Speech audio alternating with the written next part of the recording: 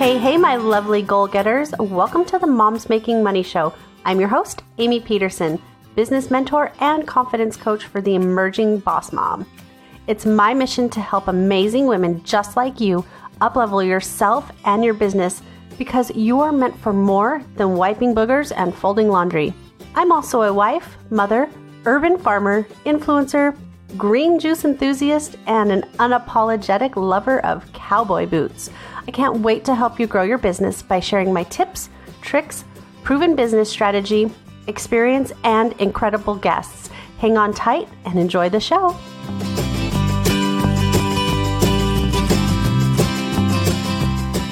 Today's episode is brought to you by our friends and educational partners over at the Tailwind app.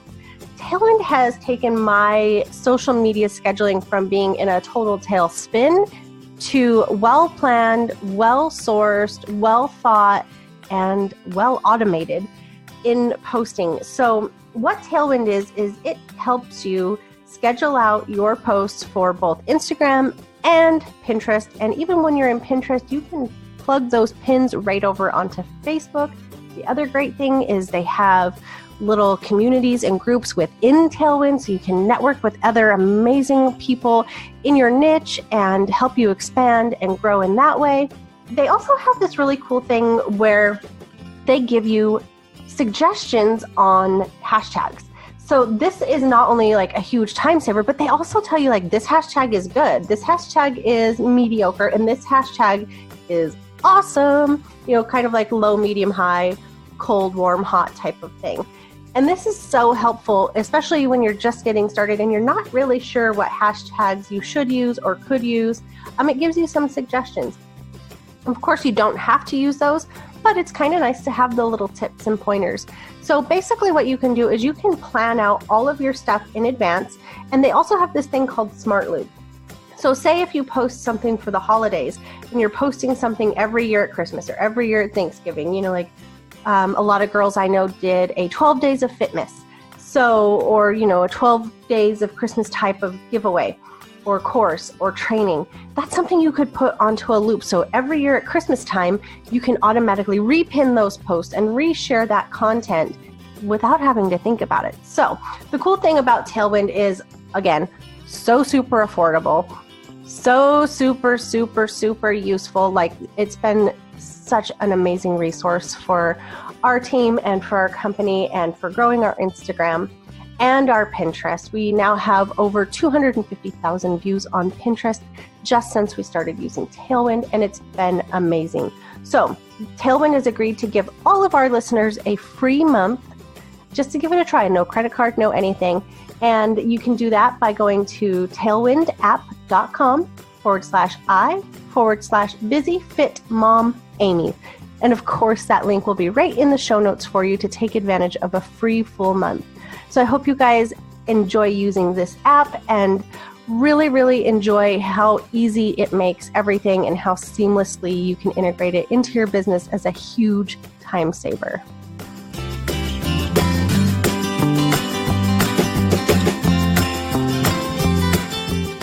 Hey, everybody. Welcome back to another episode of the Moms Making Money Show.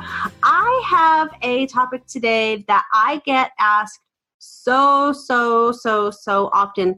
And I figured the best thing to do was to bring you guys an expert in this field. We are going to be talking to Nicole Cheri Oden today. She is a licensed attorney, a practicing attorney. She's also a mama.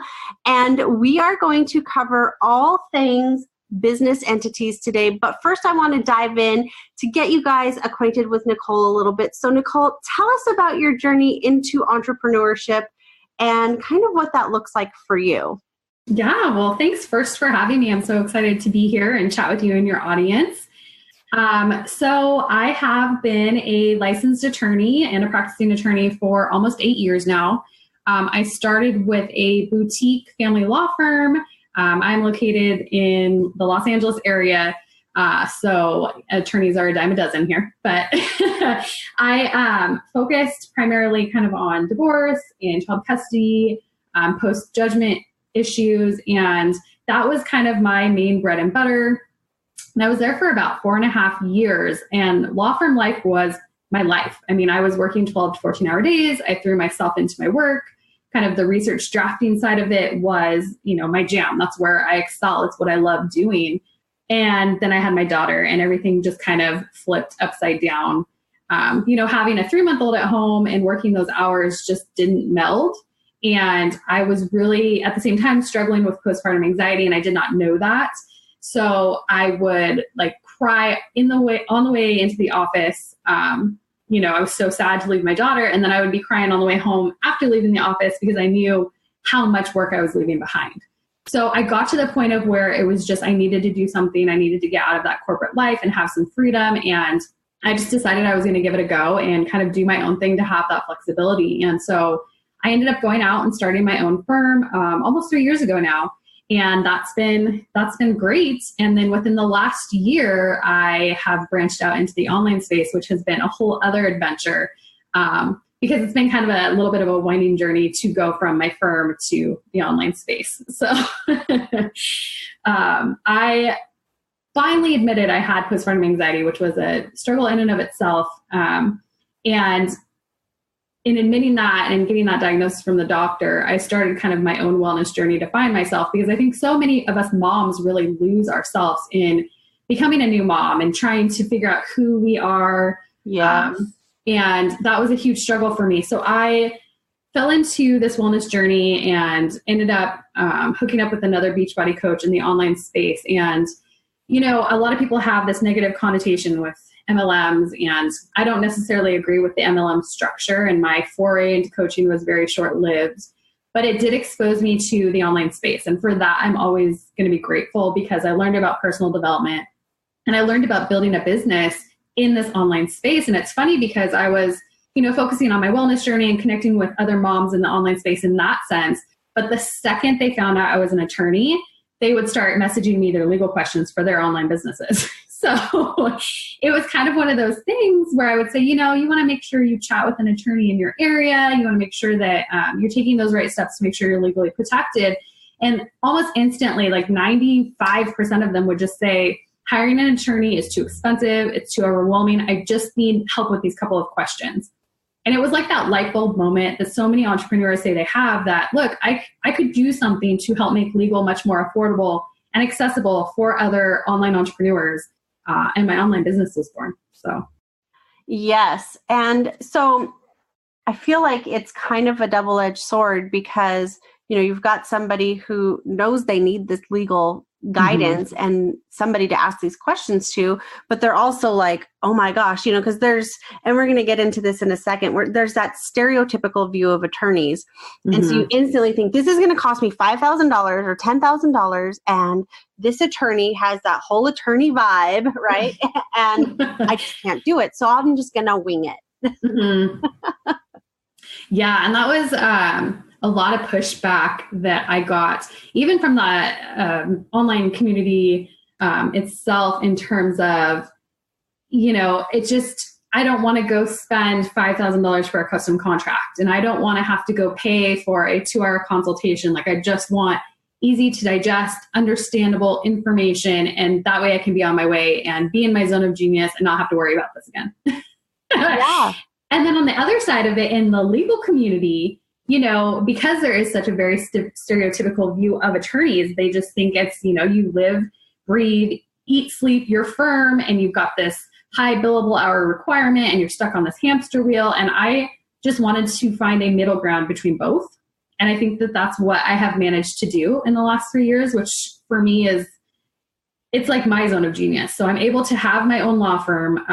And I do independent consulting work for other female-led family law firms in the Los Angeles and Ventura County areas here in California. But I also work with other online entrepreneurs to draft custom contracts and policies. So I have that going. But then I also have my online business that offers kind of some more affordable, accessible options like legal templates, so that, maybe that you need certain contracts and policies, like your privacy policy or a client agreement or a non-disclosure agreement. You need them, but you don't want to spend hundreds or thousands of dollars for an attorney to draft them for you. So you can use an attorney drafted template and get the same type of protections, but it's a little bit more flexible and it's a lot more affordable. So it's been, like I said, it's been a winding journey to get here, but I am so happy that I made the decision to leave my firm because it let me kind of create this life that I always wanted for myself, to be present for my daughter more and be able to kind of serve and give back to this online community that, you know, I love and I adore. So. Yes. Well, and also too, like you had mentioned, you know, like you kind of got exposed to the online community through MLM, through Beachbody. That's kind of where I got exposed to the online community as well. And so for that, like you said, the personal development, I would have never, ever thought of doing personal development, like just from, you know, my day job. Like most people's corporate jobs, you know, even probably law firms don't encourage personal development. And I say most because I know some do, and it's starting to become more mainstream. Mm-hmm. But yeah, that was like altogether like completely changed my life. Like I feel like I'm just a better person in general, like a better mom, a better wife, a better, you know, just a better self because of that. And so, yes, I wanted to put that out there that that's like my ultimate favorite thing about what MLMs do is they really encourage people to take on some of that, you know, personal growth, personal development, and just becoming your best self. But the caveat to that is they don't talk to you about GDPR. They don't talk to you about protecting yourself. So it's like, you know, you go and you start this blog and you start like an email list and you start all these things, but they don't have these legal resources, at least not that I'm aware of, in their toolkit for you to utilize. You know what I mean? So I think a lot of people are getting out there and they're so gung-ho on making these businesses work, but they haven't been given all the tools and resources necessarily that they need to stay protected. And then, you know, you get a lot of people who come in and they're like, oh, I can't start my business until I have my LLC, or I'm not incorporated, or I'm not this and I'm not that, you know, and because they hear all of these fancy terms, you know, and I say fancy with the air quotes, because this person has it or their upline has it, or my coach is, you know, Amie Pederson LLC or Amie Pederson Incorporated. I'm just using my own name because I don't know, you know, but that I think is almost, you know, intimidating for some people. And then that's when the imposter syndrome sinks in because they're like, I don't have those things. I'm not that, you know.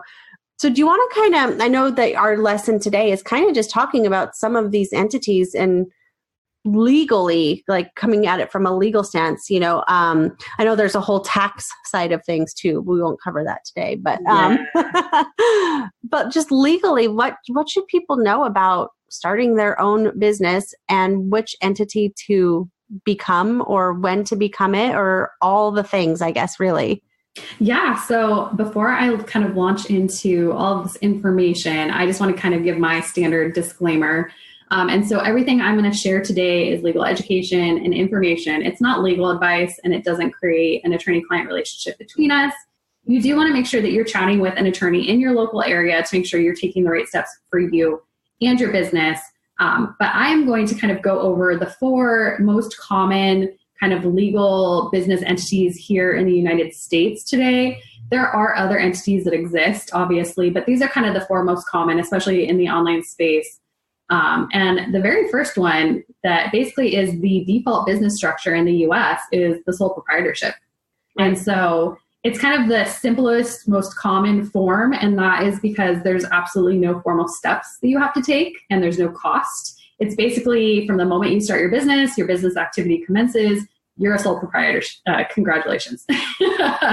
And so I think that people do kind of have 2 very extreme ideas about business structures. And they're either in that camp that you talked about with, okay, from day one, I've got to go through and incorporate and make sure I'm protected. Or they're in the camp of, I'm just going to ignore legal entirely and just not address this until something comes up. And so I'm a firm believer of meeting somewhere in the middle. You don't want to ignore legal entirely, but you also don't want to let legal be something that stands in your way and kind of hinders that forward progress. Right. So I am all for starting your business as a sole proprietor. I think you need to give yourself maybe like at least 6 months to see if your business is going to grow, if it's something that's kind of feasible, if it's making money, and then you can make a decision about where to go from there. But you are a sole proprietor from day one. And so that's just something to keep in mind. You do have this business entity from day one. It just doesn't necessarily have all of the legal protections for some of the other entities I'm going to talk about in a minute. And kind of the cornerstone of that sole proprietorship is that you are basically personally liable for everything that you do in your business. So business debts, business obligations, everything, you are personally liable because you and your business are the same person under the law. You can limit that liability by purchasing liability insurance, but you just have to be very careful because you are personally liable. And as a sole proprietor, we're not really going to talk about taxes. You do want to chat with an accountant, and I'm going to say that a couple of times because you want to make sure you're making the right steps for your business financially.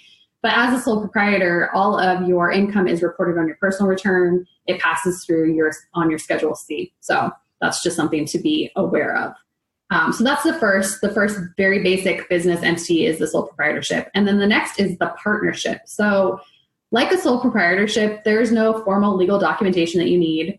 I do see a lot of problems arise though for people who kind of informally agree to do business with each other because issues can arise down the line, in terms of how profits are distributed or decision-making or authority. And even what happens if you decide you don't want to be in that partnership with that person anymore and you want to dissolve the partnership.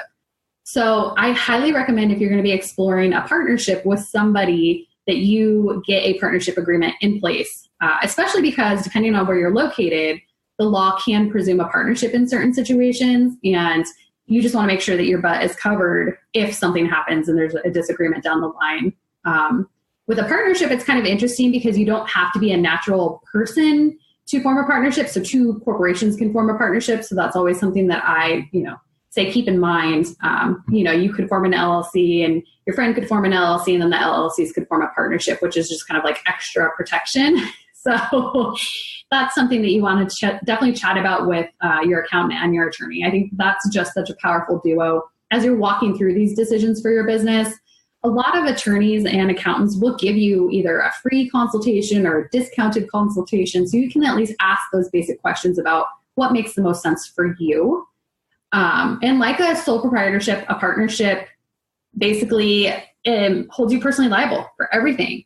So again, you would protect yourself by purchasing liability insurance, and also like a sole proprietorship, all of your partnership profits and losses pass through on your personal returns. So you basically split it how you agree to split it on your personal returns.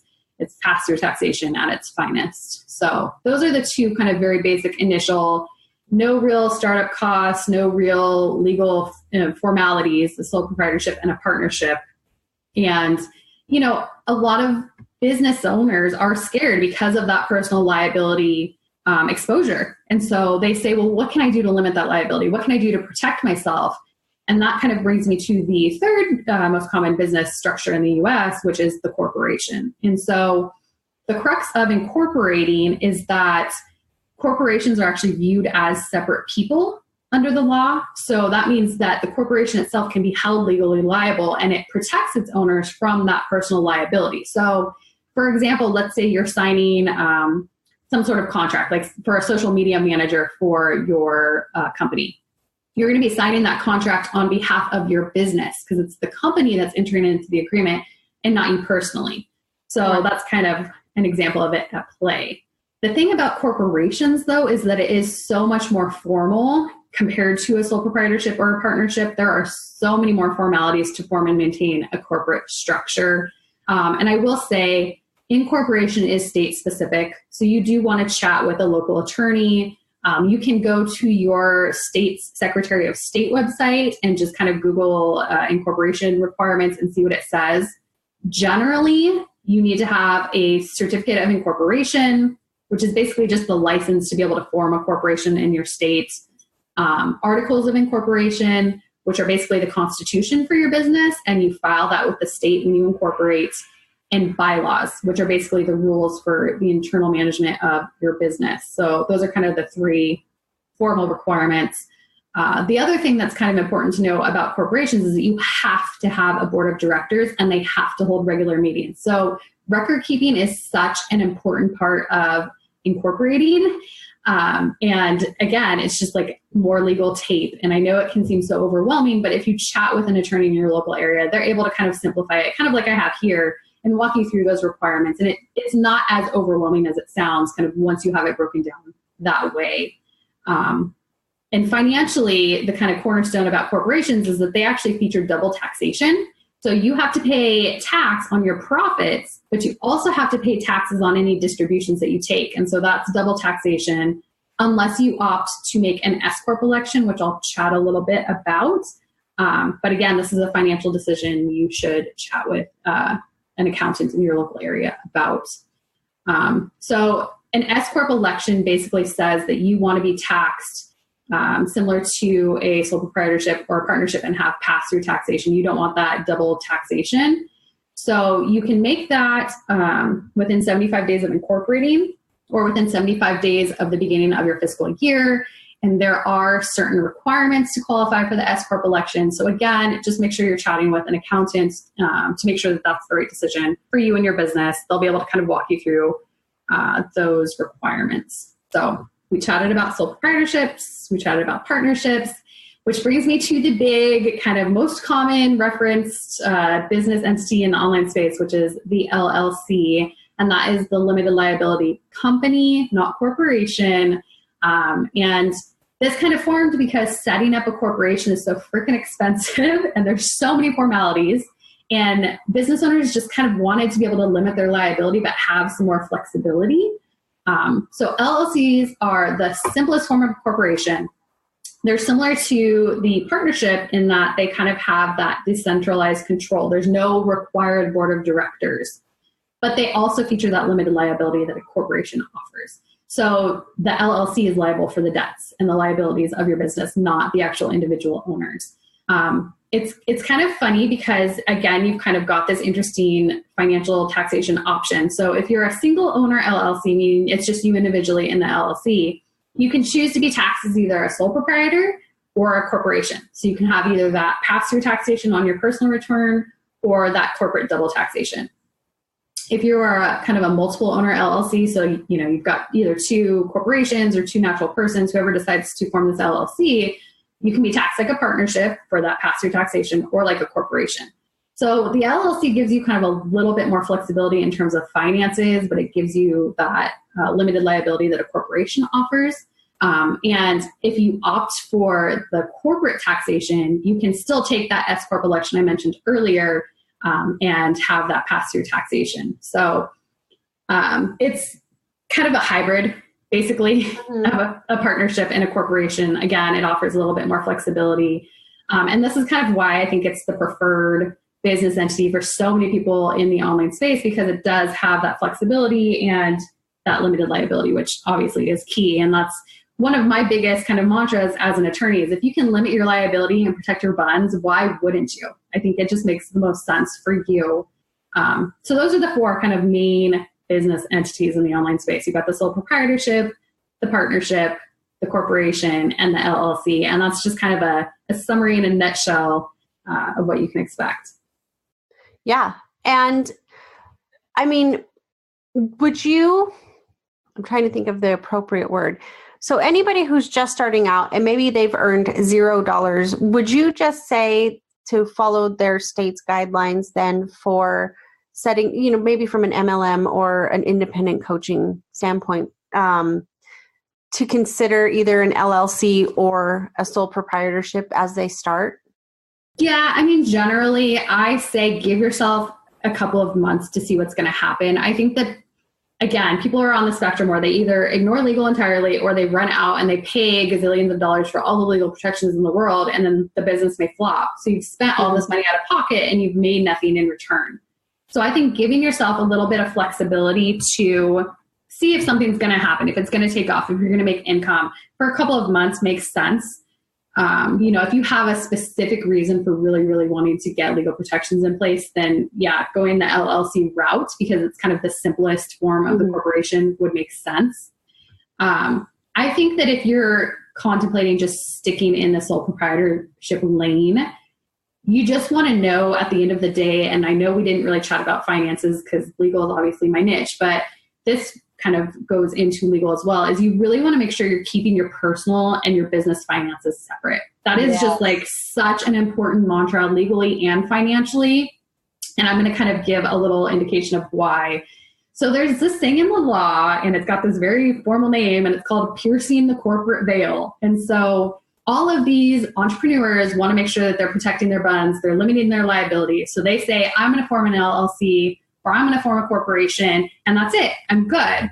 But there are so many, again, corporate formalities you have to make sure that you are abiding by. And, your small business attorney will be able to walk you through them so that you kind of have them in a nutshell. But if you ignore them, the court, depending on if something happens, if somebody files a lawsuit against you, could look at what you've been doing and say, you are a corporate entity, but you've kind of been abusing that legislative privilege of operating as a corporation. And the lines are blurred enough that we're going to do something called pierce the corporate veil and still hold you personally liable for corporate obligations. So, which is really, really scary. And the number one reason that this happens is because you are blending your finances, your business and your personal finances, to a point of where the court can't tell where you and your business end.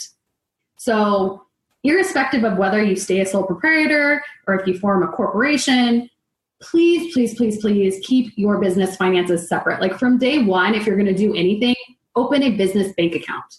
That's just kind of my little, no matter where you are, open a business bank account from day one. Keep those finances separate. Protect yourself. It's just important.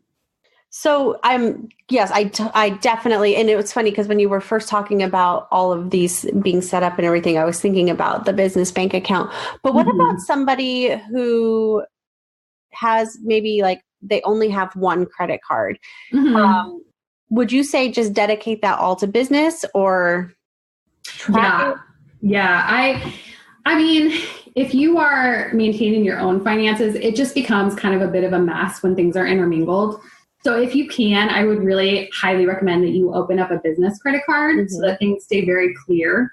If you've got if you're going to be a sole proprietorship, you've got a personal credit card that has zero on it, maintain that as your business credit card then. Don't commingle. It just becomes very, very messy to unwind. And if anything happens down the line where you're audited, or again, if something comes up and somebody files a lawsuit and you're really trying to kind of wave that limited liability flag, you really want to be able to stand strong and say, that limited liability should stick. Right. Absolutely. Yeah. I just, the only reason I bring that up is because I know that most people, when they first start up, bookkeeping is the last thing that they think of. So even knowing like what to extract and what to, I always say like code to personal or whatever, because inevitably, you might be like, oh crap, I used the wrong card at the grocery store or Costco or something, whatever. Or maybe it's something that your accountant is like, no, chick, you can't write this off. Personal, whatever. But I know a lot of people, when they're just getting started, that's the last thing that they think about. So that's kind of why I brought that up about, okay, just keep it as separate as possible. Yeah, no, agreed. I think it's very, very important. And I think it's interesting because in this sense, legal and accounting kind of overlap. And that's why I've said it a couple of times now, you really want to chat with an attorney and an accountant about your business, at least in these initial stages. I do always say it's smart business practice to kind of check in with them annually, just to do kind of a touch base to make sure, your business is growing, it's scaling, new things are going to happen, new laws are going to pass. Just doing that kind of check-in to make sure that you're kind of above board and everything's functioning the way it should is really, really smart. And it's a business wrrite-off. So it's kind of like a, why wouldn't you do it scenario? So. Right. No, I check in with my CPA every year. And actually, I'm super happy that one of the things that I offer my mastermind clients, and even I run a mini mastermind, like a membership, and I offer this to them as part of like my expert vault, is I interviewed him and I got like his tax kind of side of things and different things, that people don't ever think about most people. I find it mostly people starting an online business, whether it's MLM or coaching or whatever, they don't think about there are tax implications for your business. Or, I hear so often like, oh, I hit 6 figures in my business and then holy crap, I got hit with a $30,000 or $40,000 tax bill. Like, duh. Yeah, that was the first. So when I was looking to hire, that was the very first investment I made was in my own accountant. And I adore my accountant. She is my lifesaver. I can shoot her questions. She keeps me on track. She sends me regular reports. And for me, I'm just not a numbers person. So that was the smartest hire I made in my business, was just getting somebody in to handle those numbers for me and make sure that everything was like legit and above board and clean. And yeah, she's my savior. No, and it's so important because taxes, like, I'm a numbers person and I like know, bookkeeping and project management and forecasting and all of that stuff. Like, I get that. Taxes, I'm just like, I just throw my hands up and I'm like, nope. Well, especially because there were so many tax changes this last year too, with the tax cuts every year act. And so, yeah, really every year, but this last year was a doozy. And so I think just having that insight to know that you're making those right financial decisions, you're making the right legal decisions. And look, it doesn't have to be overwhelming. And that's why I really wanted to kind of summarize the business entities in a very kind of truncated manner, because it sounds so scary. And I know that a lot of online business owners start their business kind of from a place of service. They're working from their heart. They found this need. They want to help people. They don't want to be bogged down with these kind of, things that are just not something they're interested in focusing on. I mean, it's not the sexy side of being a business owner, worrying about legal and worrying about your finances. It's just not. I mean, you want to be focusing on fun stuff, like actually working with clients or your logo or your website, or, right. But the sexy side of business. But these are kind of the foundational pieces that you want to make sure you have in place so that you can really grow and scale a business that's going to sustain, because I think that's what we all want at the end of the day, is a business that's going to last. It's going to be our legacy. And so if you look at it from a place of, I'm setting myself up in the long run, I think you're really going to kind of change that view. And, I do tend to tell people, especially with legal, if you kind of flip the script and look at it as self-care for your business, and I know it sounds kind of wonky, but look, self-care is all about getting boundaries in place. And that's exactly what legal does. You're getting boundaries in place to protect yourself. And it also kind of makes the experience, I think, improve for your clients and your customers, because it really streamlines things. It lets them know what to expect. And I just think that a lot of kind of the heart-centered entrepreneurs in the online space connected with that much more than legal. Like when they just hear the word legal, they just cringe. It's just got such bad connotation. So I really have made it my mission to kind of flip that script and make legal much more kind of accessible and affordable and approachable. And so that's become my main mission. Right. I love that. And it helps, I think it helps people feel more confident in overcoming that, that stereotypical view of, ooh, you're an attorney. Like, like, ew. It's funny because there's two very different views. I mean, there's some people that it's like, growing up, your parents want you to become a doctor or a lawyer. It's like this esteemed profession. But then there's the other side of the ambulance chaser view of the attorney, or the, they're going to bilk me for all I'm worth for like no services type of view. And so, yeah, I'm trying to kind of find the middle range. So I am pleased that in all of my years of dealing with legal things and knowing people who are attorneys, that I've only met one ambulance chaser type of attorney. And he was exactly what everybody, like even down to his clothes, he was exactly what everybody thought of attorneys. But I think that is a rarity, to be totally honest. Yeah, I'm thrilled. I mean, even just in the last 3 years since leaving my firm, I think that there is a lot of kind of disruptor type attorneys in the industry now who are just pushing against that. I'm going to be a slave on the hamster wheel to this traditional law firm model, because they're realizing it's just not sustainable. It's not enjoyable.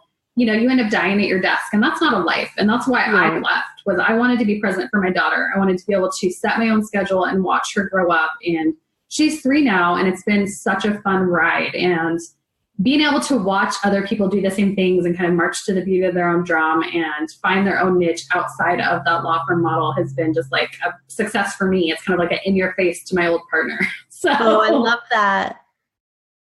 that. Oh, and yeah. And you think about when I think about attorneys anyways, you think about those 12, 14, 16-hour days. And that is hard, especially to have a family.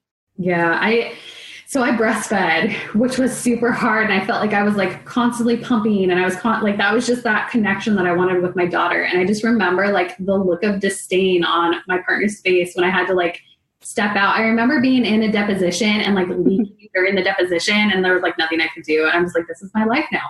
So to be able to kind of just go against that norm and establish something that had that flexibility was just like, for me, that's my personal victory. And it's something that I'm so proud to be able to tell my daughter that she can kind of march to the beat of her own drum. I think for women especially, the traditional kind of models, it just is a big barrier. And I think that we're slowly breaking that down, and it's wonderful. Yes. And I love that. I feel like we're on this movement, like it's like a social movement in a way, and it's making a big wave and it's making a big impact. But I feel like women right now are showing the world that we can have careers and kids at the same time, that we don't have to choose between a business and babies. You know what I mean? Like, and I don't know, like I could do a whole soapbox rant about that, but I just feel like that's so awesome because, you know, like you said, it was like, well,